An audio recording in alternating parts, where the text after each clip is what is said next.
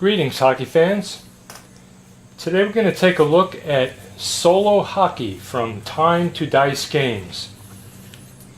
Now this is a PDF only game, and what you get with the basic game is everything shown right here, plus I bought a season. Now the basic game for $15 PDF, you get 8-page rule book. You get the play charts called event charts. There's 4 for even strength and 1 for power play. And there's a whole bunch of auxiliary charts which I'll go through. And there's also a timer chart. Now the game comes with 8 fictional pro teams and 8 fictional international teams, which I didn't print out because I'm not interested in fictional teams. And there are 3 NHL seasons available. The most recent one, 21-22, is 1917-1918, and the one that I got, which is 1999-2000. And I've printed out all 28 teams. My printer does not print cardstock, so I printed them all out on paper. And the game does incorporate elements from other hockey games, but it doesn't copy them exactly. Now the teams are all on one sheet, and I suppose if you wanted to, you could cut them into individual players if you don't want to keep the static lines as shown here. And the players are rated with different qualities, sort of similar to Hockey Blast. And some of the qualities that are shown on the card, 2 different types of shots: passing, checking, deking, positioning, speed, experience, sniper, leadership, aggressive, non-aggressive, and fighter. And goalies could be rated for reflexes, poke check, positioning, rebounds, experience, and leadership. And there's also team ratings for offense, defense, power play, and penalty kill. And there's also a morale track, which again, it's sort of similar to something you might see in a play game like History Maker Baseball. If a team scores or there's a big check or something, a team's morale can change, can either go higher on the chart or lower on the chart. Now the play is driven by 3 D6 and a D20. And the main charts you're going to be reading are the even strength event charts. So when you roll, you're going to be reading the white and black die, similar to APA. But this kind of trips me up, as usually in most games that use like the APA type of reading, you're reading the dark dice first and then the white dice. In this game, you're reading the white dice first. So that, since I'm not used to that, that has tripped me up a few times, to use a Dave Gardner expression there. So the 4 even strength charts start with a reading of 1-1-1, 1-2, 1-3, all the way up to 6-6.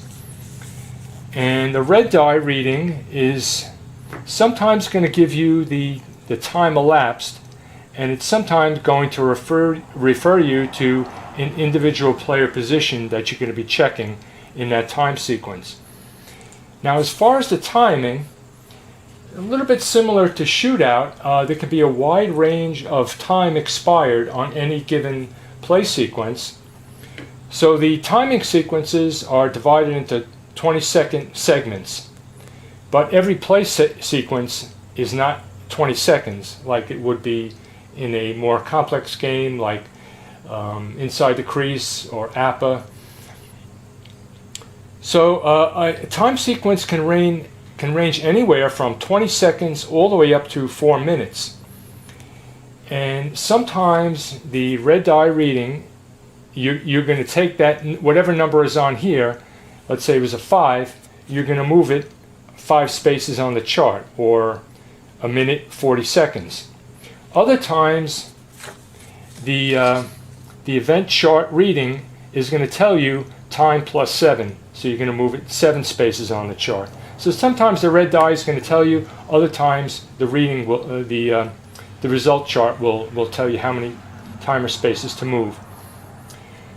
And from there, the red die is also going to tell you which player to check, and then it will call for one of the quality icons to see if the player has it or doesn't have it, or if his opponent has it or doesn't have it. Now from there, you could be directed to go to the shot chart. Now there are 3 different types of shots. There's a shot A, which is a close-up shot, and a player who has a black puck icon has a better chance with a shot A, and it'll give him a better chance on the shot A chart. So here's Mike Modano, has 2 black pucks. Here's Jamie Langenbrunner, has 1. So they're going to have a better chance of scoring on a close-up shot A. Now you have a shot B, which is a white puck, and that's a long-distance shot or a slap shot. And here Brett Hull has it, Modano has it. And there's also a shot C, which is a breakaway shot. And that is marked with the sniper icon. So Modano, Hull, Carbonneau, Muller all have the sniper icon. So they'll have a better chance on the shot C chart. So once the reading off the event chart directs you to the shot A, B, or C chart, you're going to look at the 20-sided die reading, and that's going to give you a result. Now sometimes the result is going to direct you to a deflection chart, and that could further direct you to a rebound chart or a goalie chart.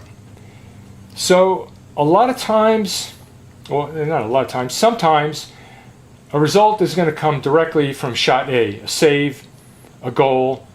Other times it's going to refer you to other charts like deflection, goalie, rebound, and there's even a chaos chart, which will sometimes come up.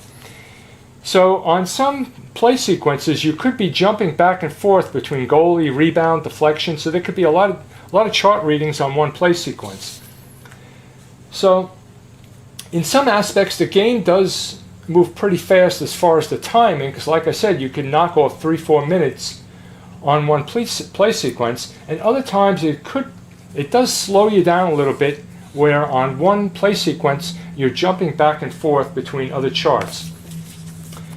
So now other charts that will come up during the game, there's a shot D, which is the empty net chart. There's the counter chart, which is a shot for the shorthanded team.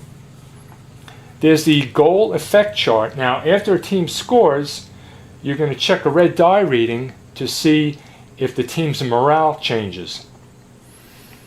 If a team kills off a power play, you're going to check the red die reading to see if the puck changes hands and if any lines change.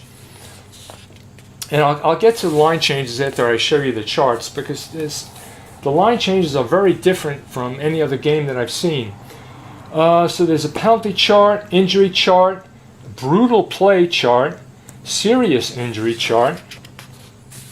We already showed you deflection and chaos.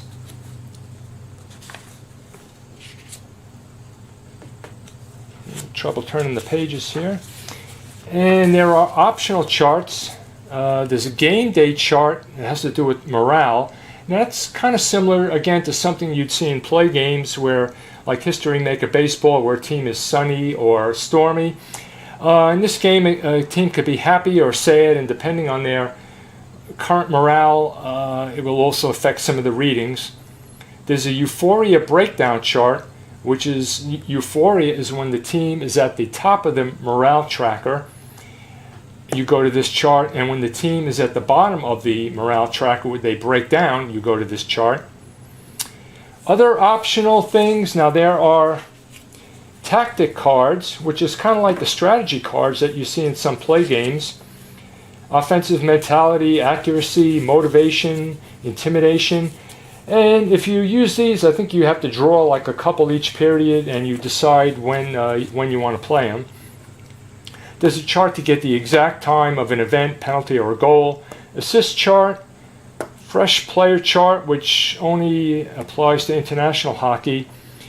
Goalie change, looks like if a goalie is getting shelled, whether you're going to change him or not. And then we have an unusual event chart and a very rare event chart.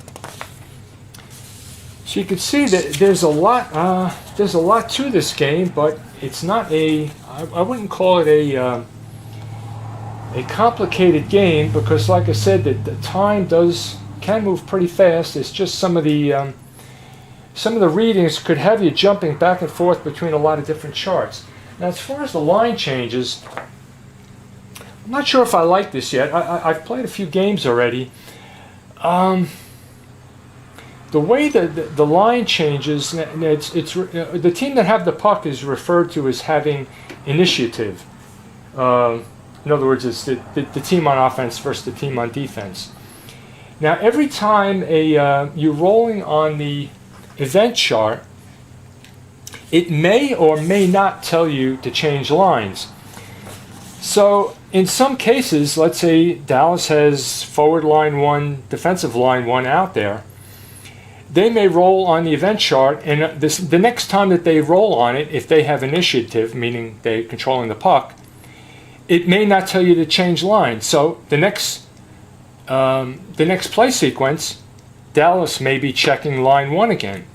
Other times, some of the readings on the event chart will tell you to move one team either up or down on the lines, and in some cases may tell you only move one line.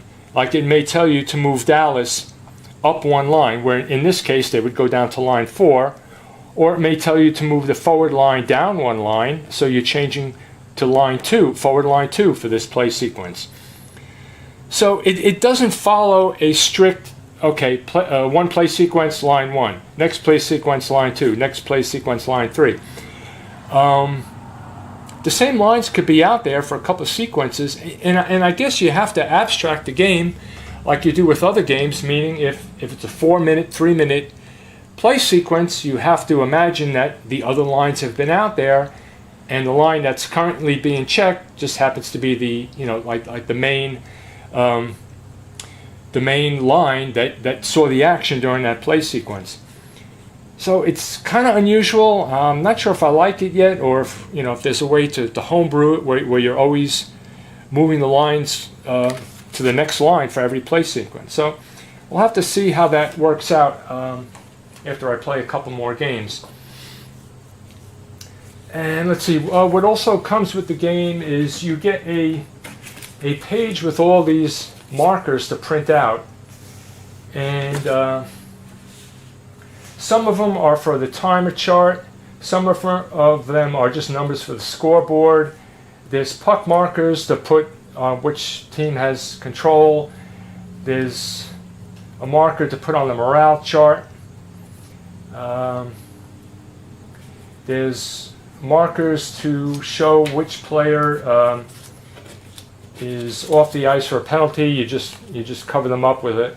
But I printed them out. I'm not going to use these because they're on paper. They're going to be too easy to lose. When I play, I'm just going to use regular pawns to mark the time and which lines are on the ice and which team has control. So let's see if there's anything else. Yeah, so I'm going to play a couple more games, make sure I'm more familiar with the rules before I try filming a game, so I'm not always getting hung up or checking the rules. So in summary, that is Solo Hockey, $15 for the basic PDF game, which, like I said, comes with 8 fictional pro teams, 8 fictional Olympic teams.